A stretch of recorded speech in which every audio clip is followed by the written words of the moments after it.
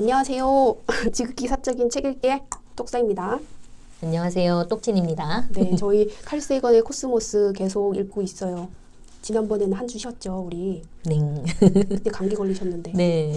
지금은 괜찮으신가요? 예, 많이 회복했습니다. 괜찮습니다. 네, 네. 건강한 마음으로 네. 저희 8장부터 10장까지 한번 해볼게요. 8장의 제목은 시간과 공간을 가르는 여행입니다. 2장에서는 그 아인슈타인의 상대성 이론에 대해서 나와 있어요. 그래서 저희가 본의 아니게 물리학 공부를 하게 됐어요. 그 물리 진짜 포기하고 있었는데 덕분에 이것 때문에 유튜브로 관련 영상도 찾아보고 공부를 좀 했습니다. 그렇지만 저희가 이 아인슈타인의 상대성 이론을 설명하는 것보다 그 유튜브에 찾아보시면 훨씬 잘 설명된 영상들이 많으니까 그거 참고하시면 됩니다. 근데 저희가 이제 이 아인슈타인의 특수 상대성 이론이 왜 중요하냐면 아인슈타인의 특수 상대성 이론 덕분에 우주 여행이 가능하게 됐거든요. 근데 지금 돌아보면 아인슈타인의 특수 상대성 이론이 나온 거는 1905년에 나왔나 그런데 네. 거의 100년 조금 넘은 것밖에 없어요. 근데 이 100년 조금 넘는 사이에 우리가 우주 여행을 할 수 있게 된 거예요. 뭐 사람이 우주선에 탑승하는 것까지는 아니지만 이제 무인 우주선이 가서 뭐 화성, 금성, 목성을 탐사해가지고 저희한테 정보를 주게 되고 이런 것들이 다 아인슈타인의 상대성 이론에서 비롯되었다라고 말을 하고 있습니다. 그러면 아쉬운 부분이 있더라고요. 칼 세이건은 이렇게 말을 해요.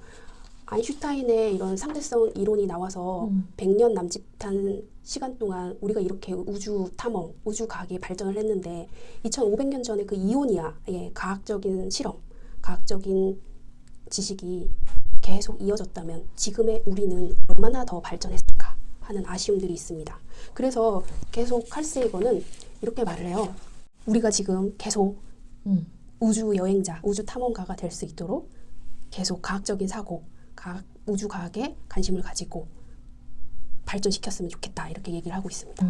여기서 에피소드가 혹시 기억 남는 거 있으신가요, 독치님? 저는 이 시간과 공간을 가르는 여행의 이야기에서 영화 인터스텔라가 굉장히 네네. 많이 떠오르는데요. 거기에서 몇 개의 장면들이 영화를 봤을 때 별로 이해가 안 되는 부분들이 있었는데 이걸 읽고 나니까 이해가 되더라고요. 그게 공부의 힘입니다. 네.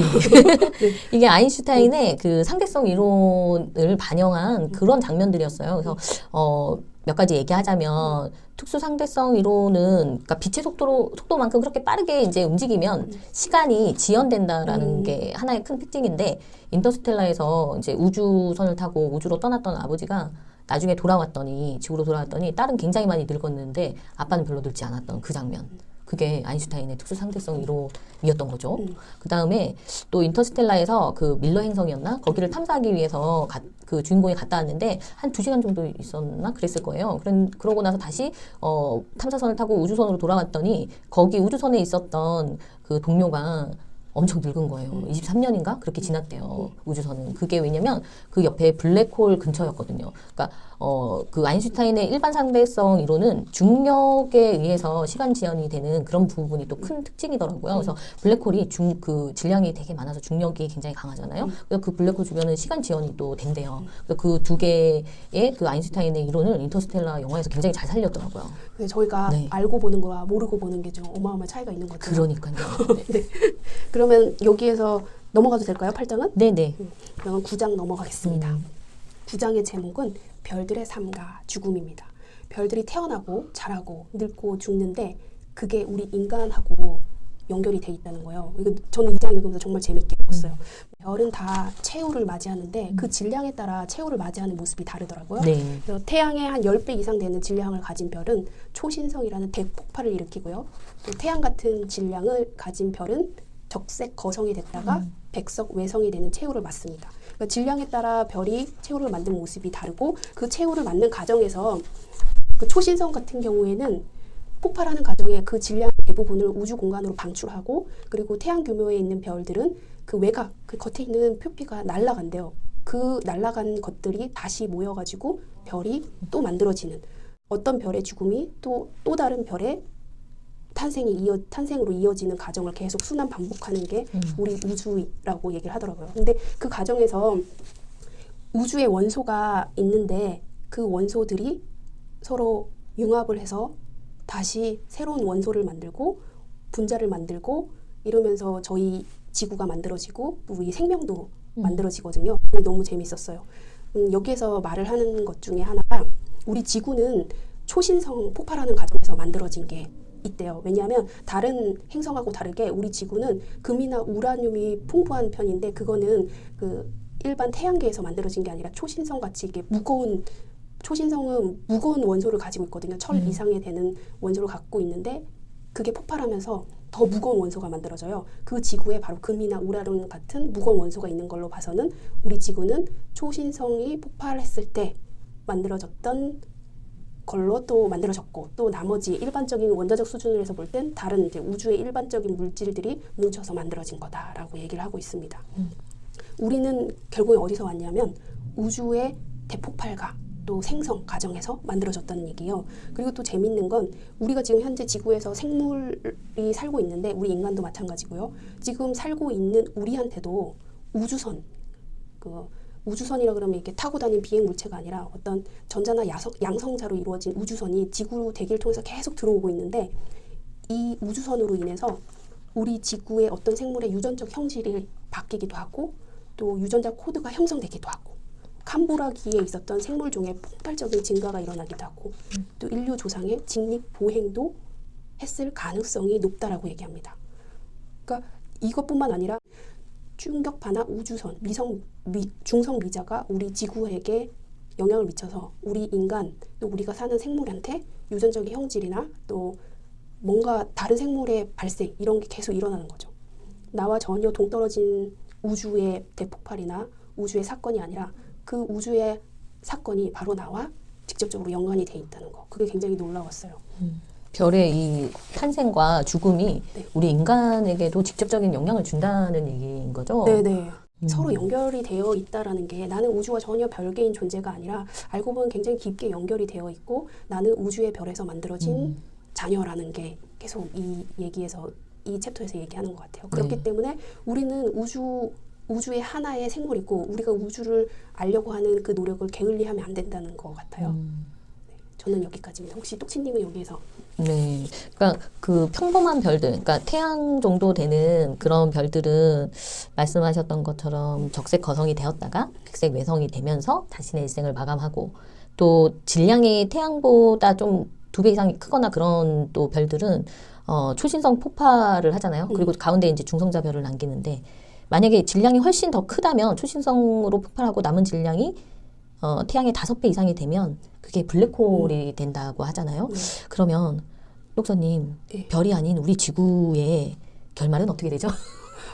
거기서 이제 나오는데 되게 재밌는데 네. 이제 태양이 적색 거성이 되면은 부피가 팽창을 한대요. 그 적색 거성인 상태에서는 굉장히 뜨겁기 때문에 수성, 금성을 잡아먹고 심지어 지구까지 잡아먹습니다.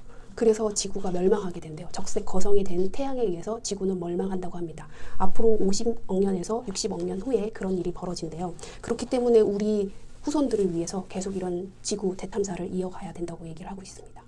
네. 그래서 칼 세이건이 몇 가지, 그러니까 50억, 60억 년 후에 지구가 지구가 이제 종말이 됐을 때 어떻게 될 것인가를 예상해서 써놓은 글이 있더라고요. 그래서 몇 가지 예상이 첫 번째가 이제 우리의 후손들은 지금의 우리 모습과는 다른 형태로 이미 진화했을 것이다. 또는 태양의 진화 속도를 조정해서 지구에 닥쳐올 재앙을 적당한 단계에서 막을 것이다. 또는 화성, 유로파, 타이탄 중에서 하나를 골라서 지구를 버리고 그것으로 떠났을 수도 있고 아니면 새 행성을 골라서 그것으로 우주 항해를 아예 떠나자 뭐 이렇게 하고 있을 수도 있다라고 얘기했는데 똑수님은 어떻게 됐으면 좋겠어요? 저는 우주 탐사를 해서 우리가 인간이 살 수 있는 행성을 찾아야 되지 않을까. 어차피 태양이 적색 거성이 되면 네. 이 지구가 완전히 없어질 수도 있고 정말 사막화될 수도 있고 생물체가 살 수 없는 행성이 될 가능성이 높을 것 같아요. 그래서 지구를 떠나서 새로운 별로 여행을 하는 탐사를 하는 그 계획으로 가야 되지 않을까 싶습니다. 네. 네. 그래서 우리가 계속 이런 연구를 하고 과학자들이 이런 노력을 계속 해야 되겠죠. 네네. 그 다음 챕터로 갈까요? 네. 그 다음 챕터는 제목이 10장 영원의 벼랑 끝입니다. 이 부분에 있어서 정말 재밌는데요. 우리 우주의 기원은 우주가 빅뱅, 대폭발이 있었고 그 폭발로 인해 우주가 만들어졌다. 이렇게 얘기를 해요. 그게 이제 지금으로부터 100억 년에서 200억 년 전이라고 얘기를 합니다. 그리고 우주는 계속 팽창하고 있대요. 그 팽창 근거로는 적색 이동하고 우주 배경 복사 두 가지의 과학적인 근거를 대고 있어요. 뭐 구체적인 거는 저희는 과학 채널이 아니기 때문에 띄워넣겠습니다. 다른 영상 보시면 아주 자세히 나와 있습니다. 결국에는 이런 대폭발이 일어났고, 대폭발이 일어나는 과정에 원래는 우주는 되게 모든 것이 균형 있게 잘 조화롭게 있었는데, 폭발이 일어나는 과정 중에 덩어리가 어느 한쪽에 몰리는 현상이 일어난 거예요. 그러니까 비균질 구조가 일어나고, 결국에는 어떤 덩어리들이 많은 지역이 밀도가 높았을 거잖아요. 그 밀도가 높은 지역에 결국엔 중력, 서로 끌어당기는 힘이 작용했고, 결국엔 그 중력 법칙과 과학운동 보존 법칙 때문에 이 별이 생성이 됐다고 합니다. 별 은하가 만들어졌다고 얘기를 해요. 그리고 이런 은하가 또 만들어지는 과정 중에 또 초신성 같은 대폭발이 일어나서 또 충격파가 발생해서 그 충격파 때문에 압력이 다시 가해지고, 그래서 계속 가속화시켰을 거라고 예상을 하고 있습니다. 이런 초신성의 폭발이 결정적으로 기여를 했는데, 이게 바로 우주 진화의 대서사시라고 합니다. 대폭발을 했고 은하단이 만들어지고 은하, 항성, 행성으로 이어지고 결국 행성에서 생명이 출현하게 되고, 생명은 곧 지능을 가진 생물로 진화하게 된다. 이게 우주 진화의 대서사시라고 합니다. 저는 이제 이거 보면서 느낀 거는, 제가 이제 지구에 살고 있는 생명체인데, 제가 지구에 살고 있는 생명체로서 나는 그냥 엄마 아빠를 통해서 태어난 존재라고 생각했는데, 지금 이렇게 보니까 내가 만들어지기까지 이 지구가 만들어져야 되고, 이 지구가 만들어지려면 결국에는 빅뱅까지 거슬러 올라가야 되더라고요. 결국에 지금 나 하나가 존재하는 것은 저 멀리에서, 저 먼 몇백 광년 떨어진 은하에서 초신성이 대폭발을 하고, 그게 또 나한테 영향을 미쳤기 때문에 내가 여기 있을 수 있다라는 게 정말 놀라웠고, 이걸 보면서 이 모든 것에는 우연이 없다고 하잖아요. 정말 나는 우연히 일어난 일이라고 생각했는데, 알고 보면 이 우연이 일어나기 위해서는 그 전에 뭔가 다층적이고 복잡한 뭔가가 연결고리들이 다 있었던 거예요. 그래서 그 결과가 일어난 거예요. 나한테 보이는 건 우연인 것처럼 보여도 그건 우연이 아닌 거예요. 그래서 이 세상에 우연이 없다라는 말이 이제 이해가 되더라고요, 본격적으로. 그리고 여기서 좀 인상적이었던 구절이, 이런 우주가 탄생하고 또 파괴되고 하잖아요. 이게 바로 우주의 원리예요. 우주는 자연과 생명의 어머니인 동시에 은하와 별과 문명을 멸망시키는 파괴자다, 이렇게 말을 해요. 우주는 별을 만들죠. 생명을 탄생시키죠. 하지만 별을 파괴합니다. 그로 인해서 생명도 파괴되고요. 이렇게 보면 우주는 아무런 호불호가 없어요. 좋고 나쁨도 없고, 그냥 우주는 어떠한 자비도 없지만 저기도 품지 않아요. 그게 바로 우주예요. 이게 바로 도덕경에서 말하고 있는 무의자연설인 것 같습니다. 이 부분이 또 우리가 우주와 자연을 대할 때 받아들여야 하는 마음가짐이지 않을까 싶습니다. 똑치님은 여기에서 인상 깊었던 부분이 있으신가요? 저는 지금 똑손님이 우주의 대서사시 말씀하셨는데, 네네. 이 제목 영원의 벼랑 끝이잖아요. 근데 이제 우주가 영원이라면 벼랑이 있다는 건 끝이 있다는 건데, 우주의 끝이 있다고 봐야 되냐 없다고 봐야 되냐, 이게 이제 마지막에 칼 세이건이 우리에게 던져준 네. 질문이기도 한 것 같아요. 근데 이제 이 챕터에서는 그야말로 진짜 우리 인간이, 의식을 가진 인간이 우리가 어디에서 왔고 어디에서 시작됐느냐, 이런 걸 찾다가 결국 우주로 가게 되고, 우주에서 행성, 그 다음에 별, 은하단, 결국에는 빅뱅까지 올라가게 되잖아요. 그래서 제목을 우주의 대서사시라고 바꾸면 어떨까 하는 생각이 들었고요. 그 다음에 저는 똑선님께 궁금한 게, 칼 세이건이 우리에게 던진 질문이자 본인의 아이디어도 말했지만 우주가 어떻다고 생각하세요? 우주는 끝이 있을까요? 여기에서 안 그래도 좀 얘기하고 싶은 부분이 있는데, 정확히 제가 이해가 하고 있는지 잘 몰라서, 여기 우리가 지금 일반적으로 우주는 팽창을 하고 있다라는 설이 일반설이잖아요. 네. 그런데 칼 세이건이 이렇게 말을 해요. 우주는 팽창했다가 수축할 거다. 팽창과 수축을 반복할 거다라고 얘기를 하거든요. 그러면서 우리의 인식의 한계에 대해서 얘기를 해요. 우리는 3차원에 살고 있기 때문에, 우주는 4차원 이상이기 때문에 우리가 3차원 시각으로 봤을 때는 그 적색 이동이나 우주 배경 복사 같은 팽창을 우주가 팽창하고 있다라는 걸 인정할 수 있는 근거들이 있지만, 사실은 그건 우리의 지각의 한계가 있기 때문이고, 4차원 있는 우주의 입장에서 보면 우리가 인식하지 못할 뿐이지, 4차원의 실체는 초구체라고 하거든요. 중심도 없고 경계도 없다. 그 경계 바깥이란 애당초 없다. 그래서 우리가 계속 팽창되는 것처럼 보일 뿐이지 3차원의 세계에 사는 우리한테는 하지만 4차원의 세계에서는 그렇지 않다. 팽창과 수축을 반복할 것이다 라고 얘기를 하거든요. 그래서 이 부분은 조금 어떻게 우리가 알 수가 없는 거잖아요. 우주 3차원인 우리가 4차원의 세계를 알 수 없어서 뭐라고 말할 수는 없지만 그럴 가능성이 높다라고 생각해요. 우주의 질서나 자연의 질서를 보면 균형의 원리가 기본이잖아요. 팽창만 한다는 건 말이 안 되는 것 같아요. 팽창을 하면 수축을 해야 균형을 맞출 거고 그게 또 우주의 원리가 아닌가 싶습니다. 그리고 아까 말씀하셨던 그 우주가 어떻다라고 생각하냐고 말씀하신 부분은 칼 세이건은 그 계층 우주론이라고 얘기를 하고 있는데 계층 우주론은 뭐 계층이 있고 그 사이에 연결된 거를 웜홀, 블랙홀이 연결하고 있다라고 얘기를 해요. 근데 저는 아직까지 이 부분에서 솔직히 잘 모르겠어요. 이게 다중 우주론, 뭐 평행 우주론 있는데 솔직히 이거는 잘 모르겠어요. 네. 어떻게 생각하세요? 그래서 저도 그러니까 칼 세이건이 그 2차원에 사는 사람들이 3차원의 사과를 보면 어떻게 볼 것인가를 글로도 되게 재밌게 썼지만 네네. 다큐에서도 굉장히 재밌잖아요. 네네. 사과가 밑부분밖에 볼 수 없는 사과의 그 찍혀진 밑부분밖에 볼 수 없는 2차원의 사람들처럼 3차원에 살고 있는 우리가 우주가 4차원이라면 뭔가 팽창하는 것도 어느 한 커다란 거의 한 부분일 수 있겠다라는 생각이 드는 거죠. 그러면은 무조건 뭐 팽창한다라고도 볼 수 없고 칼세이건처럼 수축도 하지 않을까 뭐 이런 생각을 할 수도 있고 아니면 지금 우리가 빅뱅으로 인해서 일어난 지금 만들어진 이 우주 말고 또 다음 우주가 또 있을지 이 빅뱅이 정말 우리 여기 우주에서만 일어난 걸까? 다른 데도 있지 않을까? 뭐 다중 우주 뭐 이런 거 얘기도 많이 하잖아요. 그래서 이제는 그걸 알아야, 그걸 탐사해야 되는 시기인가 봐요. 그래서 칼 세이건이 이렇게 말을 하네요. 자, 이제 영혼의 벼랑 끝에 서서 정들었던 이 우주와 헤어져 저 우주로 뛰어들 채비를 해보자. 이렇게 다 말을 했는데, 이제 빅뱅까지는 우리가 어쨌든 기본적인 논리적인 어떤 근거나 이런 걸로 알아냈잖아요.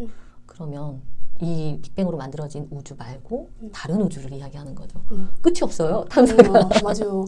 지금 우리가 알 수 없는 걸 갖다가 없다라고 말할 수 없는 것처럼 가능성을 열어놓고 계속 탐사를 하면 진짜 있지 않을까요? 다른 우주가? 그러니까요. 그래서 더 재밌는 것 같아요. 네. 네, 오늘은 여기까지 리뷰를 하려고 하는데요. 어떠셨나요?